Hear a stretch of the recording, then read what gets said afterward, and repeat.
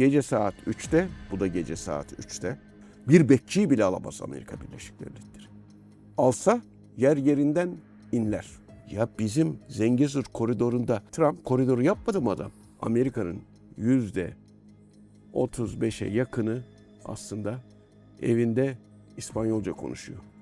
Eğer şurada olmuş olsaydı bu operasyonu böyle kolay kolay yapamazlardı. Ve diyor ki Amerika Birleşik Devletleri dikkat edin. Grönland'ı istiyorum. Türkiye dediğini yaptığı sürece. Türkiye bunun dediğini yapmasın. Türkiye'ye de aynı şeyleri yapar. GZT Haber Merkezi'nden herkese merhabalar. Topkapı Üniversitesi öğretim üyesi Amiral Cihat Yaycı ile birlikteyiz. Amiralim hoş geldiniz. Hoş bulduk. Bugün yine önemli konuları konuşacağız ama bir parantez açalım isteriz. YouTube istatistiklerini incelediğimizde bizim videolarımızı izleyenlerin, haritayı izleyenlerin %60'ının kanalımıza abone olmadığını tespit ettik. Sizin de aracılığınızla aslında bir kanala abone ol çağrısı yaparsanız ne dersiniz? Evet. Ve biz burada tabii ben bir kere izleyicilerimizin bize gösterdiği teveccühten dolayı çok teşekkür ediyorum. Ancak kanalımıza abone olmaları bizi daha çok teşvik eder. Gerçekten çok faydalı olduğunu da görüyorum. Üniversitelerde de haftalık bizim bu yaptığımız programların haftalık olarak ders olarak okutulduğunu bazı üniversitelerde duyuyorum. O da çok memnuniyet veriyor. Analiz ediliyor bizim programlarımız. Teşekkürler çağrınız için. Sağ olun. Direkt başlayalım aslında. Biz harita konusunda Latin Amerika'yı çok işledik ama Venezuela detayını ilk kez açıyoruz bugün. Bilindiği gibi sıcak gelişmeler oldu. Hem beklediğimiz ama beklemediğimiz yansımaların da olduğu bir gelişmelerden başlayacağız. Amerika Birleşik Devletleri Venezuela'ya operasyonu saldırısı sonrasında yaşananlar bize nasıl mesaj veriyor? Bir, neden yapıldı? Neden bu kadar göz önünde oldu? Sonraki hedefler neler? Türkiye'yi neden ilgilendirir? Nasıl başlayabiliriz? Evet. Şimdi Venezuela Türkiye'den daha büyük bir ülke. 916 bin kilometre kareye yakın bir yüz ölçümü var. Ve Güney Amerika'nın hemen işte bu Panama kanalından sonraki bölümünde yer alan büyük bir ülke. Kolombiya ile de yan yana. Şimdi bu ülkenin en önemli özelliği şu Venezuela'nın. Venezuela dünyanın en zengin, Suudi Arabistan'dan falan çok daha fazla kanıtlanmış petrol rezervine sahip. 303 milyar varil. Yani kanıtlanmış. Daha aranacak, bulunacaklar da hariç. Uranyum, altın gibi ve nadir elementler gibi yine çok zengin kaynaklara sahip Venezuela. Şimdi Venezuela Amerika'nın istediği gibi hareket etmeyen, daha önceden Amerika'nın kontrolünde olan, sonra ihtilallerle, işte Bolivar mentalitesiyle, ihtilallerle Amerika'nın boyunduruğundan çıkmış, Amerika'nın son zamanlarda hiç yönetemediği, Çin'le ilişkilerini geliştirmiş, Rusya ile ilişkilerini geliştirmiş, Çin'in dünyaya verdiği kredilerin yarısı Venezuela'ya verilmiş. Ama Çin neden bu kadar yatırım yapıyor? Çünkü orada petrol var. Yani dünyadaki günlük petrol ihtiyacının %4,5'unu Venezuela'dan sağlıyor Çin. Ama çok önemli rakamlar aslında. Ve burada da birçok yatırım petrol alanlarını işletme var. Biliyorsunuz bu Panama kanalı meselesi de böyle. Panama kanalının yönetim işletmesinin Çinli şirketlere verilmesi konusu vardı. Burada Çin, Venezuela'da da etkin, Güney Amerika'da da etkin. Amerika Birleşik Devletleri, ya burada mesela uyuşturucu diyor. Venezuela'nın uyuşturucu transit geçiş aslında genelde. İşte Meksika'da var diyor, Kolombiya'da var diyor. Ya git o zaman onlarla konuş. Bahane şu, zaten çok net bir şekilde Trump, biz bu petrolü yöneteceğiz diyor. Zengin petrol şirketlerimiz onların yönetimine el koyacaklar ve o kazandıkları parayı da halka da döndürecekler diyor. Asıl mesele Amerika Birleşik Devletleri'ne gitmesi. Ki bu perde arkasındaki mesele de değil. Trump operasyonu açıklarken direkt böyle açıkladı. Çok net açıkladı. Zaten kimse uyuşturucuymuş, yok uyuşturucu bilmem nesiymiş falan. Yani bunlar hiçbir tanesi aslında kabul edilebilen bir şey değil. Şimdi burada Trump Venezuela'yı hedefe koydu. Kolombiya'yı hedefe koydu ve Meksika'yı hedefe koydu. Şimdi Venezuela'dan sonra Kolombiya, Meksika, Grönland ve İran çok gerçekten tehlikeli gözüküyor. Panama'ya zaten ultimatum vermişti. Küba da hedefte. Fakat burada bence bu Güney Amerika işte Bolivar tipi bir anlayışla, siyasi anlayışla burada devrimlerin olduğu bir coğrafyadan bahsediyoruz. Amerika refah getiriyorum filan diyerek buralara hakim olması çok zor. Ve olsa dahi Amerika'nın içerisinde iç karışıklık çıkabilir. Gerçekten iç karışıklık çıkabilir. Çünkü Amerika'nın %35'e yakını aslında evinde İspanyolca konuşuyor. Yani Meksika ve Güney Amerika kökenliler bunlar. Bu aslında Venezuela operasyonunun perde arkasındaki Amerika'daki yansıması. Amerika'daki yansıması. Yani onun için çok önemli. Yani neticede şu. Buradaki mesele ne uyuşturucu, ne demokrasi, ne özgürlük. Buradaki mesele petrol, altın ve diğer madenler. Şimdi bu operasyonun Amerikan gemileri, hatırlarsanız Amerikan gemileri çıkıyorlar. Yani şurası zaten Güney Amerika ile devamlı ilişki içerisinde bulunan Florida, Meksika Körfezi, Florida Körfezi dedikleri Amerika. Yani Meksika Körfezi'ni kaldırdı biliyorsunuz. Amerikan Körfezi yapıyorum burayı filan dedi Trump. Şimdi bu bölgede zaten ciddi bir trafik var. Yani Meksika'dan,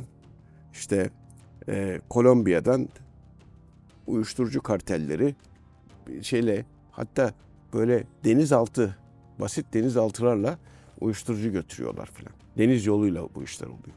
Kolombiya devlet başkanı da kendisi zaten hani bir devrimci. Kolombiya devlet başkanı da bu uyuşturucu kartelleriyle kartellerine karşı da savaş açtı. Meksika'da devlet başkanı çok ciddi şekilde Amerika'ya dedi ki yani ben sizin yeni bir cephe oluşturduğunuzu ve bizi birleştirdiğinizi düşünüyorum anlamında açıklama yaptı. Çok önemli gelişmeler. Bu zorbalık ciddi bir bloklaşmaya neden olacaktır. Kolombiya devlet başkanı da dedi ki kendi arkanı kolla dedi.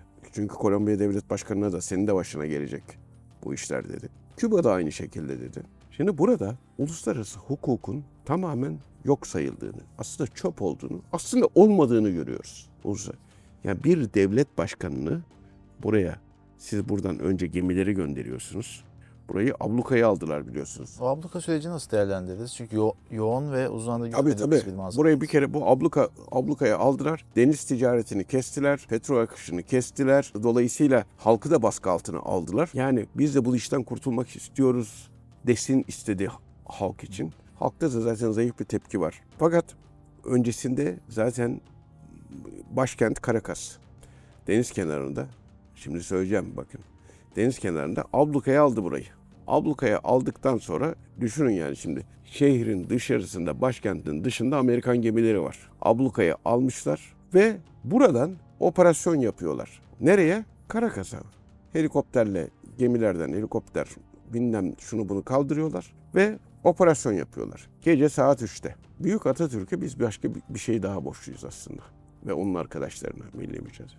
Bakın Caracas deniz kenarında başkent. Eğer şurada olmuş olsaydı bu operasyonu böyle kolay kolay yapamazlardı. Tamam mı? Yani ülkenin ortasında olmuş olsaydı buraya yani gemiden helikopter kaldır, buraya indir, buradan da al götür bu kadar basit. Ama burada olmuş olsaydı bu hava sahasını böyle yüzlerce kilometre aşacaksın, sonra gideceksin orada operasyon yapacak. O iş çok zor bir başkentte. Onun için Ankara'nın başkent seçilmesi çok önemli bir jeopolitik ve güvenlik kararıdır. Anadolu'nun ortasında. Çünkü aynı şey Osmanlı Devleti'nin yıkılışında da görülmüştür. İstanbul başkentken donanmayla gelip etrafı sarılmıştır. Düşman donanması gelip İngiliz donanması, Fransız donanması gelip İstanbul'un önünde demirlemiştir. Başkenti bombalamışlardır. O yüzden deniz kenarında bir başkent değil, ülkenin içlerinde bir başkent son derece önemlidir. Bunun da bir kere altını çizelim. Şimdi buradan bir kere bir devlet başkanını alıp gemiye koyuyorlar. Gemiden de sonra Amerika'ya, New York'a getiriyorlar ve New York'ta yargılıyorlar. Nasıl bir şey bu? Bir başka ülkenin devlet başkanını bir başka ülkede yargılıyorsun ve oradaki yerel mahkemede yargılıyorsun. Ya bu inanılır gibi bir şey değil. İnanılır gibi bir şey değil. Bu gerçekten haydutluk. İnsan kaçırma bu. İnsan kaçırma. Bir Madonna'nın yanında da eşini de götürüyor. Eşini de götürüyor. Eşi de kritik bir isim. Tabii. Eşi de götürüyor. Şimdi bu bize bir şey hatırlatıyor aslında. Şimdi sorular şu. Venezuela güvenlik kuvvetleri ne yaptı? Ya böyle olur mu falan. Öyle olur mu demeyin. Daha 15 Temmuz'da Türk Silahlı Kuvvetleri'nin komuta kademesi FETÖ'nün eline geçmişti. Amiral generallerin %80'inden fazlası FETÖ'cü çıktı. FETÖ'cü çıktı. Yani kurmay subayların neredeyse tamamına yakını, çok az kısmı hariç FETÖ'cü çıktı. Devlet, FETÖ kimin aparatıydı? FETÖ nerede öldü? FETÖ'nün elebaşı. Aynı yöntem. Bak şimdi aynı yöntem. Normalde 15 Temmuz'da da gece saat 3'te, bu da gece saat 3'te Sayın Cumhurbaşkanı'nı aynı şekilde almayı düşünüyorlardı. Allah'tan sızıntı olunca erkene çektiler 15 Temmuz darbe girişimini. 2 tane şey önledi. Bir, erkene çekmiş olmaları. Aynı Venezuela durumuna düşerdik Allah muhafaza. İkincisi, Sayın Cumhurbaşkanı'nın çağrısıyla halkın sokaklara inmesi. Şimdi burada gece saat 3'te herkes uyuyor. Çağırsa kim iner? Kim duyar? Çağıracak vakit mi var? Yok. Gece saat 3'te yanındakilerin hepsi de aynen FETÖ'cüler olduğu gibi demek ki Amerika'nın adamları. Yani olur mu demeyin, oluyordu az daha Türkiye'de de. Yalnız şu bir gerçek. Türkiye'de bir devlet başkanını bırakın, bir cumhurbaşkanını, devlet başkanını, devletin yönetici, bir bekçiyi bile alamaz Amerika Birleşik Devletleri. Alsa yer yerinden inler. Olduğu zamanlar da oldu. Operasyonlar oldu ama halk galeyana geldi. Bizim Türk ister beğenirler, ister beğenmezler. Türkiye Cumhuriyeti'nin başını ister beğenir, ister beğenmezler. Hiç kimse alamaz kardeşim. Herkes siper olur. Ha beğenmiyor musun? Oy vermezsin. O senin iş meselen. Ne demek Amerika Birleşik Devletleri? Bu diktatördü ben bunu alıyorum da diyor bilmem Venezuela'da. Sana ne kardeşim? Sana ne? Senin yaptığın ne? Sen bırak Amerika'nın diktatörlüğünü dünyaya diktatörlük yapmaya kalkıyorsun. Ne demek ya? Ya inanılır gibi değil. Uluslararası hukuk filan yok yani yok onu görmek lazım. Çin ve Rusya ne tepki göster? Kınadık. Birleşmiş Milletler Güvenlik Konseyi'nden çekiliyoruz dediler mi mesela? Veya bu Birleşmiş Milletler'in şartı ortadan kalkmıştır. Ya bizim kurduğumuz sistem ortadan kalkmıştır. Bu bir savaş halidir. Bir devlet başkanına gidip bir başka ülkenin devlet başkanına gidip alıyorsanız ona savaş ilan etmiş durumdasınız. Venezuela size saldırdı mı ki siz savaş ilan ediyorsunuz? Birleşmiş Milletler şartına göre size saldırılmadıkça bir başka silah kullanmanın yasak olduğunu söylüyor Birleşmiş Milletler şartı. Bunlar kendi elleriyle Birleşmiş Milletleri çöp ediyorlar. Bir diğer hedef de var ama dedim. Grönland meselesi. Ya, aslında şimdi BM konusu tabii, biraz daha tabii. başka bir seviyeye atlamış oldu. Şimdi bak bu Birleşmiş Milletler. Şimdi bir de NATO meselesi var. Şimdi burada Kolombiya'ya parmak gösteriyor. Küba'ya parmak gösteriyor. Meksika'ya parmak gösteriyor. İran'a yarın bir gün müdahale yapacaklar. Bak hepsi hazırlık. Buraya ne dedik? Önce burayı abluk altına aldılar dedik değil mi? Önceden hazırlık vardı. Şimdi İran'da da şöyle bir hazırlık var. İran'da önce iç karışıklık çıkartıyorlar. Yani zamanlamaya çok dikkat etmek lazım. Şu anda İran'da protestolar var ve PJAK'lılar karakol basmaya başladılar. Devletin otoritesini zayıflatıyorlar. Ondan sonra müdahale edecekler. Basra Körfezi'nde Amerika'nın nesi var? Amerika'nın Basra Körfezi'nde, Bahreyn'de 5. donanması var. 5. filo dediğimiz donanması var. Adam uçak gemisi var orada. Bir donanma var.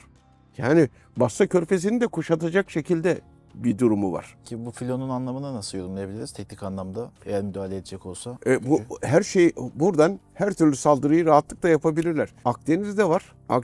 6. filoda Akdeniz'de. Şimdi buradan zaten tomahawklarla bilmem nelerle uçaklarla her şeyi yapıyorlar. Aşağıda da İngilizlerin hatırlarsanız daha önce programı yapmıştık. Üsleri var. O üsler de kullanılıyor. Bunların hepsinin arkasında bir İngiliz aklı da var. Bir kere onu da söyleyelim. Şimdi peki daha da kritik Grönland'a. Dedi ki Grönland başından beri. Grönland dedi bize bağlı olmalıdır dedi. Neden? Ya ne demek Grönland kime bağlı şu anda? Danimarka'ya. O toprağı istiyorum dedi. Ya Danimarka'nın toprağı. Danimarka kim? NATO üyesi. NATO üyesi. Düşünebiliyor musunuz? Adam Birleşmiş Milletleri çöp etti. Şimdi de NATO'yu çöp ediyor. Ya 5. maddesi var değil mi? 5. maddesi var NATO'nun. Birimize saldırın hepimize saldırmış olur. Ya sen NATO'nun içerisindeki NATO'nun en önemli gücü, kurucusu Ben seni NATO üyesi bir başka devletin toprağını ya isteyerek vereceksin ya da vereceksin diyor Grönland. Şimdi Grönland ya bu nedir falan. Bunda 52 bin işte 55 bin kişi yaşıyor yani burada. Nüfusu erişebilir alanı çok kısıtlı. Çok olduğu kısıtlı. söyleniyor. Yani neden böyle? Çünkü burada dünyada en zengin çinko, nadir elementler, nikel, grafit, bakır, altın, uranyum her şey var. Her şey var. Çok zengin ama daha da önemlisi Grönland Arktik bölgesinde yani Kuzey Kutup bölgesinde hakim vaziyette. Kuzey Kutup Denizi'nde de Arktik Okyanusu'nda da dünyanın en zengin petrol ve doğalgaz yatakları olduğu söyleniyor. Aynı zamanda deniz ticaret yolları eridikçe açılıyor. Dünyanın deniz ticareti, deniz ulaştırması buraya yönlendiriliyor.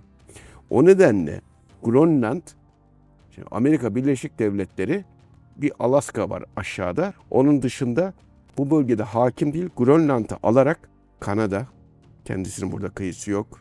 Amerika'nın, Kanada'nın var. Grönland var. Ve diyor ki Amerika Birleşik Devletleri dikkat edin. Grönland'ı istiyorum.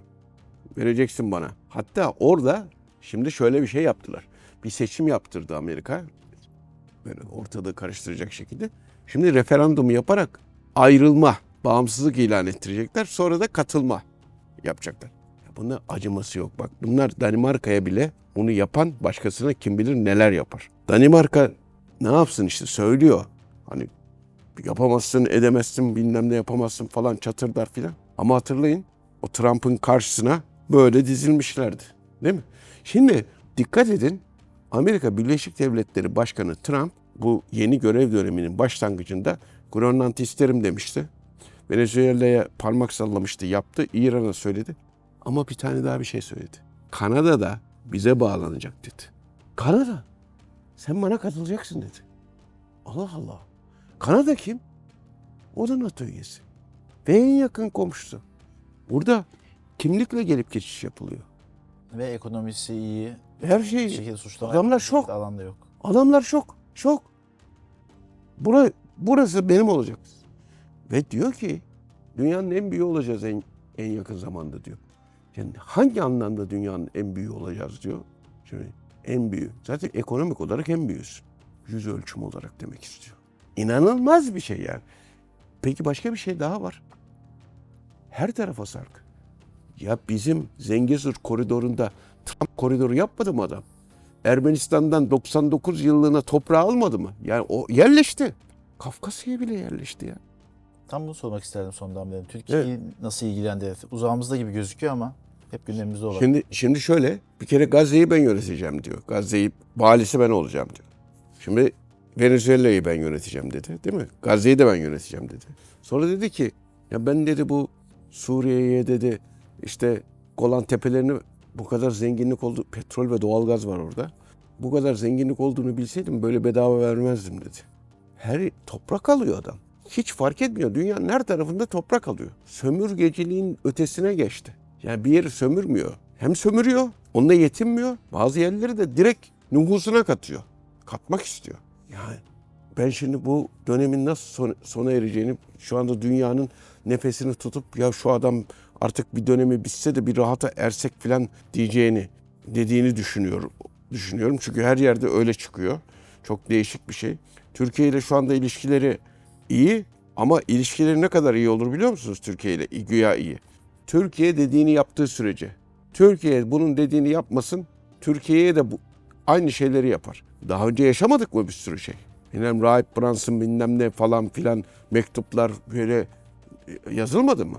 Böyle son derece şımarık, son derece düzeysiz mektuplar bilmem neler yazılmadı mı? Onları görmedik mi? Adam Trump Tower var şeyde New York'ta oraya o mektubu çerçeveletip astı. Türkiye Cumhuriyeti Cumhurbaşkanı'na yazdığı mektubu çerçeveletip astı. Megalomanın ötesinde değişik bir adam.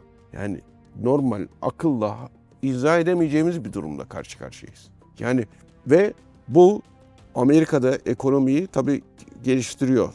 Bir de öyle bakmak lazım ki adam kendi ülkesinin menfaatine yapıyor bunu.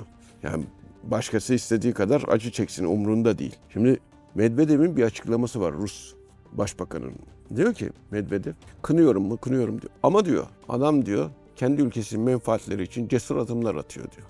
Şimdi o da buradan şunu, Ukrayna'ya da biz cesur adım atıyoruz ya bak aynı şeyler aslında. Kendi bir zemin hazırlamış. Kendine zemin, o da oradan meşruiyet kazanmaya çalışıyor. O nedenle şu anda Türkiye'nin yapması gereken şey şu. Bir, kaynaklarının egemenliğini asla vermemelidir. Egemenliğinden taviz vermemelidir. Asla. Çok net bir duruş sergi.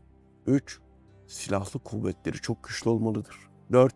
Savunma sanayini geliştirmeye hızla devam etmelidir. Teşekkürler Hamid Bey katkılarınız için. Videomuzu buraya kadar izleyenlere tekrardan başta yaptığımız çağrıyı yapalım. YST YouTube kanalına abone olmalarına davet edelim.